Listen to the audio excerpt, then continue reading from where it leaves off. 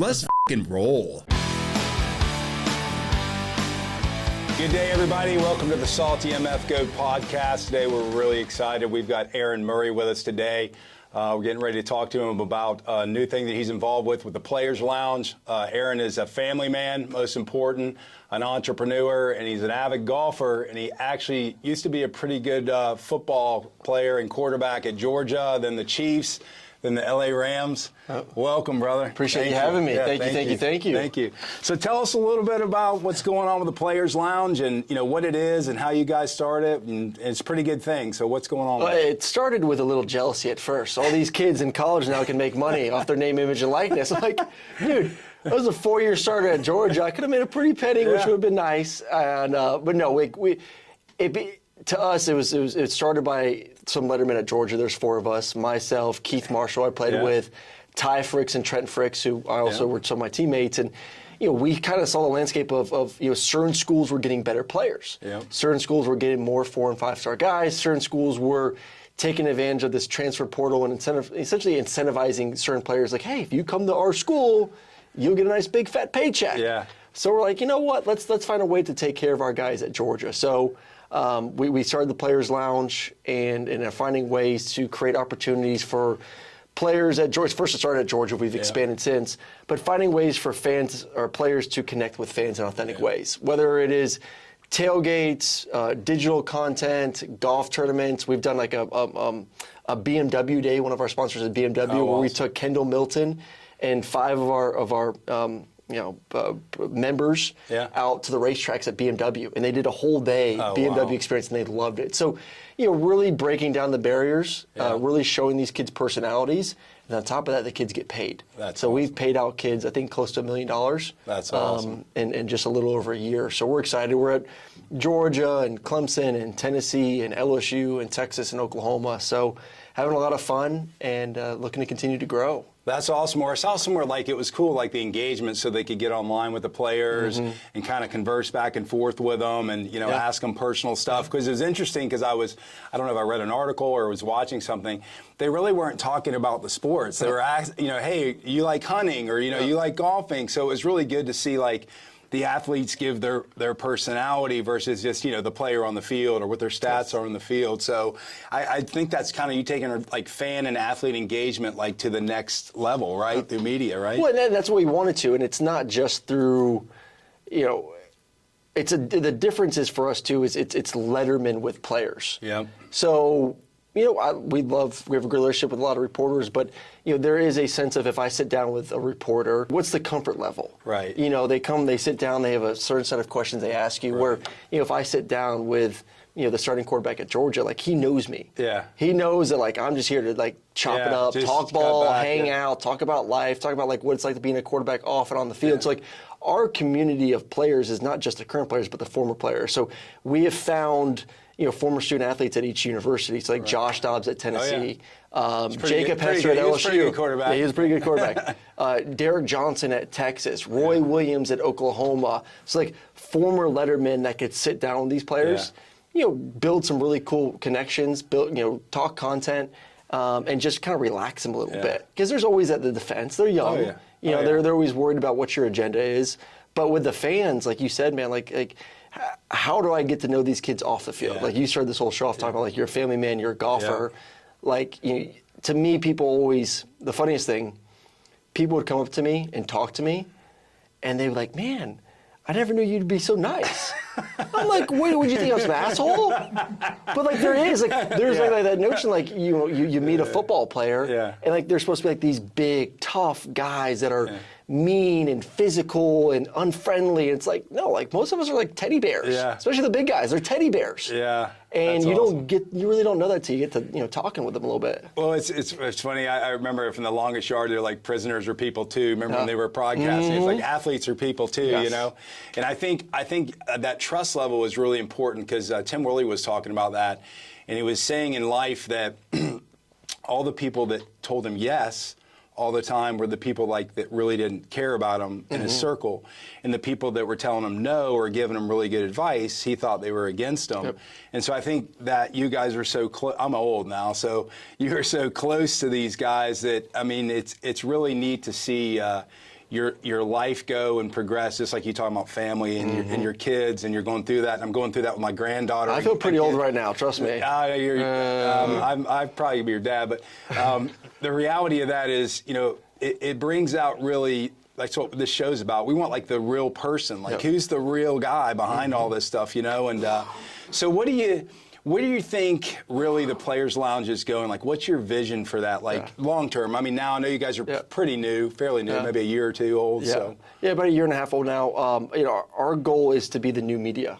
Right now, and then we still do digital collectibles as well. So I know that's been like the word NFT is a little hot, and that's kind of how we got started. And it was good timing with that. But we still offer that.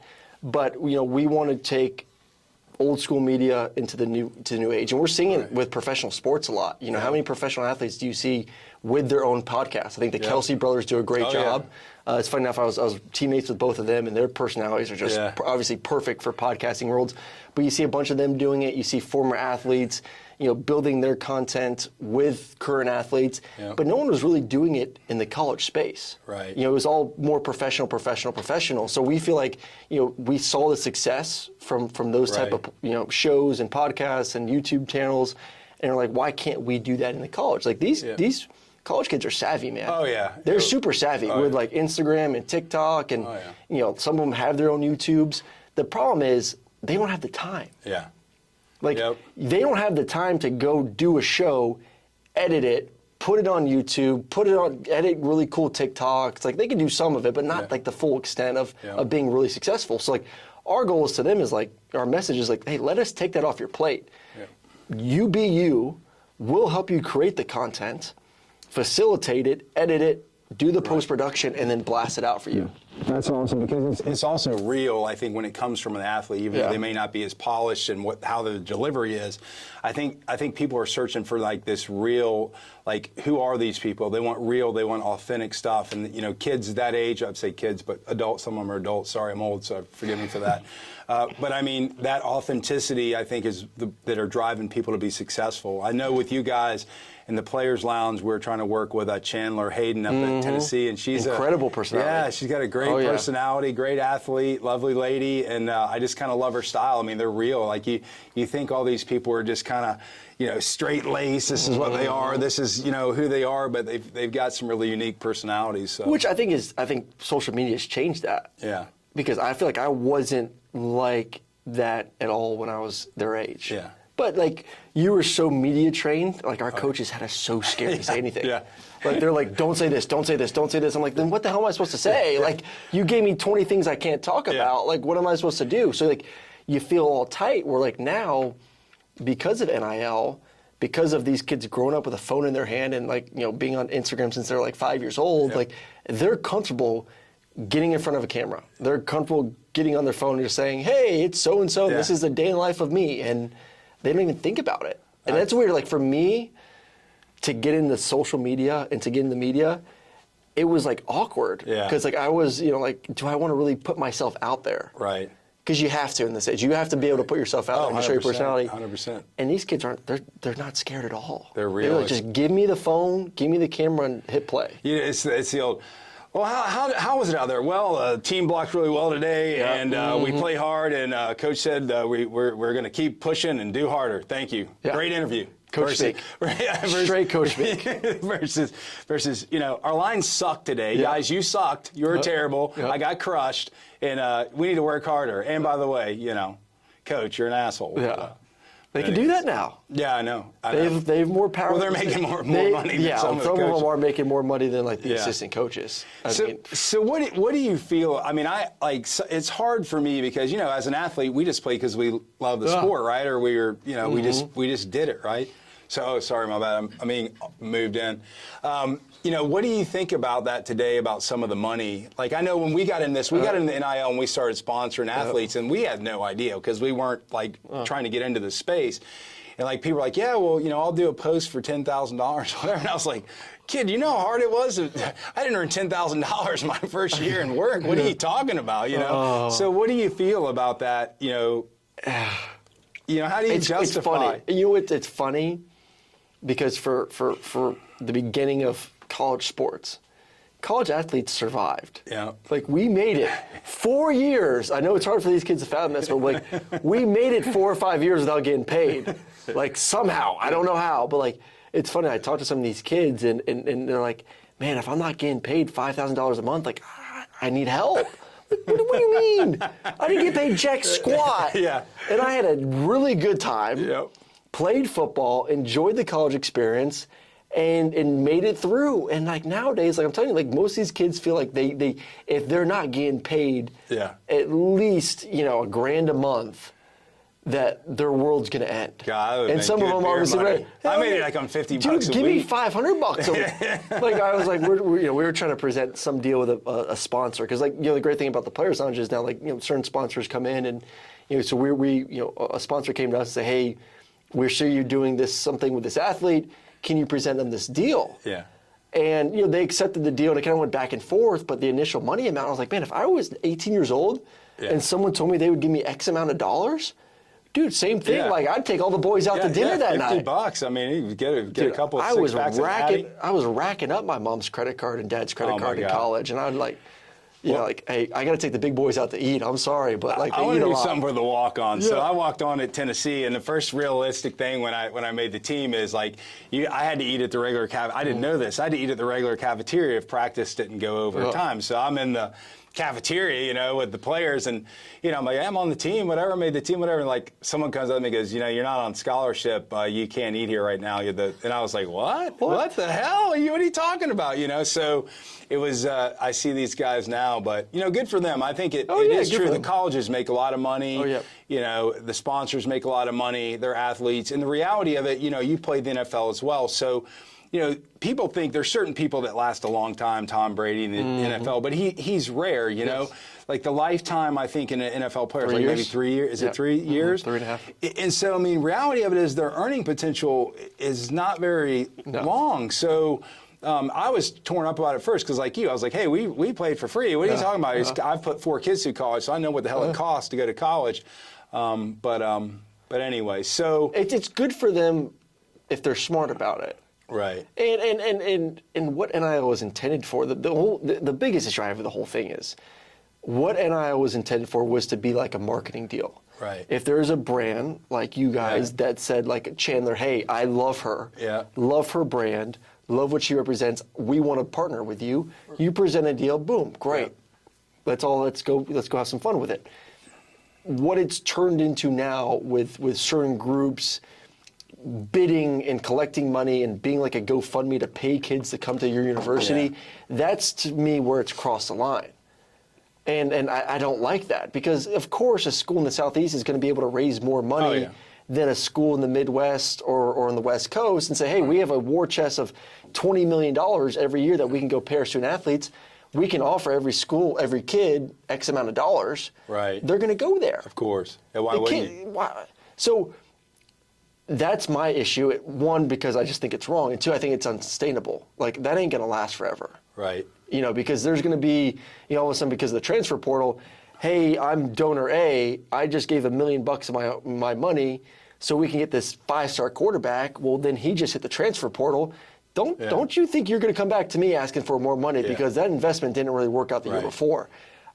It's going to continue to evolve.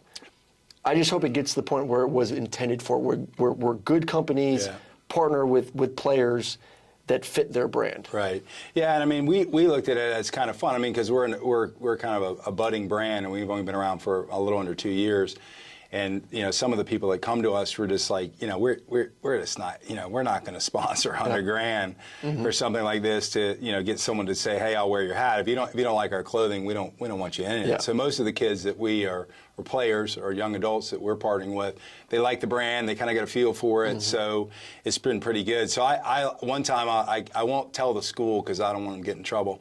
But I went on a recruit, and they walked up and handed me $500 and told me to have a good time, and so I saw this guy at another recruit. Actually, it was a Georgia recruit, and the guy's like, I was like, yeah, this guy's not. It wasn't Georgia. It wasn't Georgia. It was another school. But I said, yeah, I saw you at such and such school. We were at that same recruit. He said, yeah. I said, I go, God, those guys handed me like $500. And he goes, oh, really? They handed me $1,500. I'm like, what? What are you talking about, man? I got chipped. So those are good old days. It's probably been under the table anyway. Little McDonald's bag.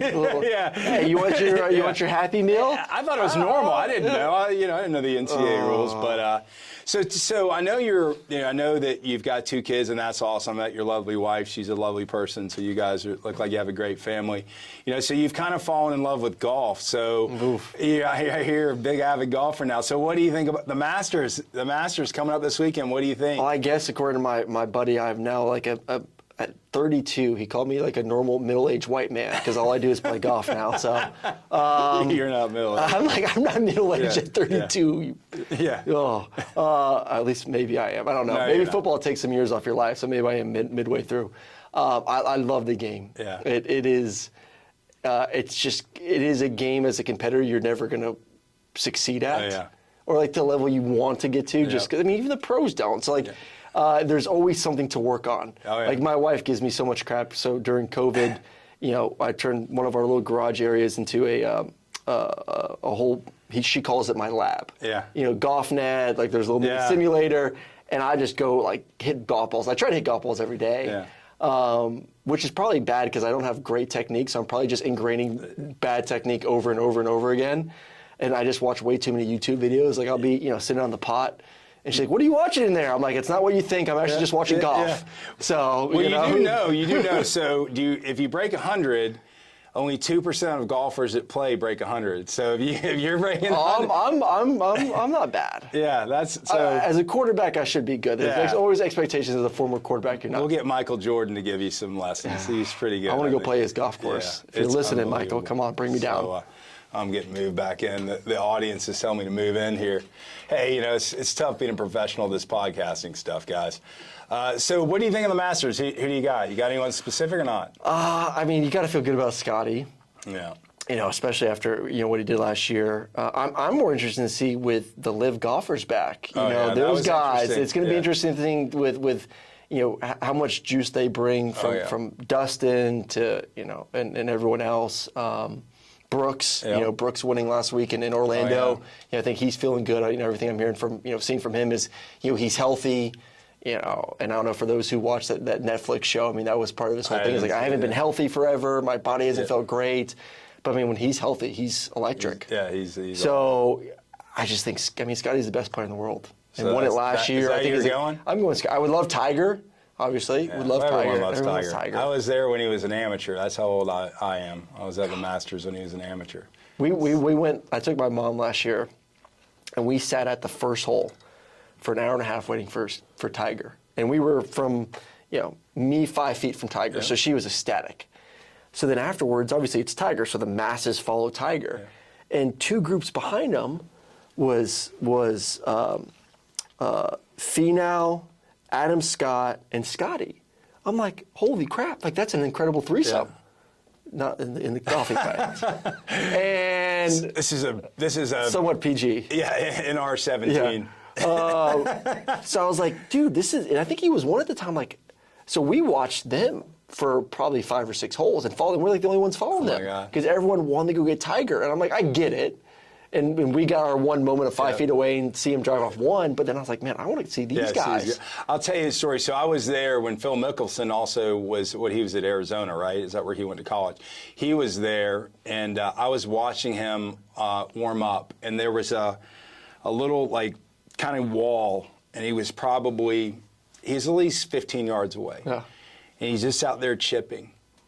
And the guy landed the ball on that. This wall was not like a thick wall. No. I saw him do it. Let's say he did it 15 times. He landed it on there 13 times. And I was like, and this is before he was, he is who he is. Yeah. But I was just like, oh my God, that is amazing. It's the difference between pros and amateurs. I would have hit the clubhouse. I would have hit some lady in a fancy hat off on the side there. I would have scolded about 50 yards past the area. Just or chunked it and a piece of grass would have landed on it and the ball would have gone about 2 feet in front of me. I'll be honest, golf is not my thing. So we got G-Day coming up. Yep. I wanted to ask about G-Day. So April 15th, I know that the Players Lounge will be at Creature Comforts. Yep.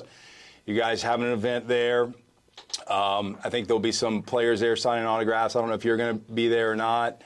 I was going to be there, and then I got a call from ESPN. I got to head to Arkansas, Fayetteville, to cover the Arkansas spring game. That's acceptable. Work calls. I got to pay for diapers. That's acceptable. We'll hold a picture of Aaron out at the tent. But we got like Fromm and N'Kobe and Keith. We got about like 5 or 8 former Letterman going to be there, so it'll be a good time. Yeah. So fan base, if you guys are going to be in Athens on April 15th, stop by Creature Comforts. You'll see the Players Lounge there. They'll be sponsoring that. Also, I want to shout out to Universities Forever. Those guys will be selling Georgia gear. They're awesome. Stuart Cohen and Jenny Lee are awesome. We'll have some of our Georgia goats there, so do the promo on the goats. So we'll be walking around drinking a bunch of beer, handing out free stuff. So I'll be thinking First 500 people to sign up, get a free beer. Yeah, let's go. Free beer. I think we have a few spots left on the website. So. I'll match that. We'll see. After I'm there and have a few beers, I'll probably match that 500. Some good beer too there. I wish. It's supposed to be a beautiful day too. So I'm like, it's going to be awesome. So I got to ask you. I try not to talk. I like the person you are. I mean, I watched you play football and was a big fan of Georgia. But I like the person you are. But you've gotten pretty close to the 3 quarterbacks that are kind of vying for quarterback at Georgia, which, Georgia fans, that's pretty awesome to have 3 guys of that caliber. So let's hope we can keep them there. What are your thoughts on a spring game? What did a spring game mean to you? Well, to me, spring game is a celebration. Yeah. For the players, it's the end of spring. But you're like, thank God we're done with it. And we get a little bit, you get the next month off. And then you get summer workouts and then fall camp. So it's like, okay, we've grinded for 14 practices. This G-Day game is kind of like the celebration it's done with. Right. So you just, you want to go out there and have fun. You get to put the uniform on. You're in Sanford. I think it's amazing for the fans. Yeah. I think it is such a treat for the fans to get in the stadium and kind of get a peek of what the team's going to look like the following year. Obviously, the goal is always just stay healthy. Just knock on wood, just stay healthy. Get through it, get to the summertime. But it's a lot of fun. It is always, it was always great weather, springtime. It just feels good. That feeling of getting through winter finally. So and it's a good time. Get a break. So I always ask someone like you of your caliber, you're obviously a good athlete, you're a good person.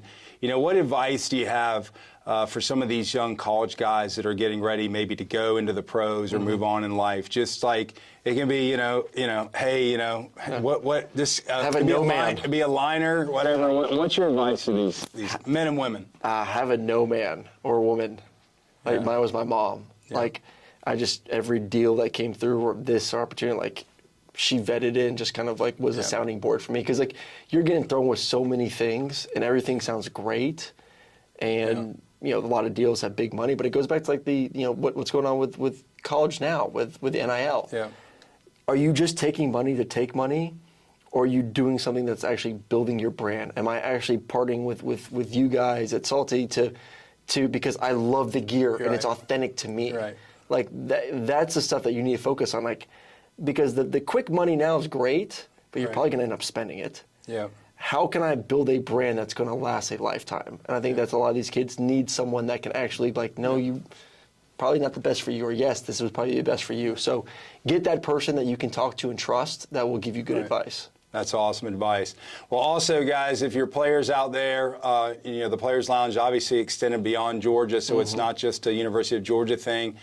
Check them out because they're doing some really unique things. Keith Marshall's a good guy. I've got to spend some time with Keith. I think they're good people. As you can tell, Aaron's an everyday guy. He's a good guy. He's not an asshole. People thought he was an asshole. He's not an asshole. We got rid of that. I hope so. But, man, I really appreciate you coming on the show. You did a great job.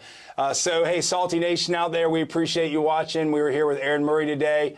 Like I said, if you're going to be up in Athens on April 15th, come by the Players Lounge and see us at Creature Comforts. But into the show, we'll see you next week. Let's go.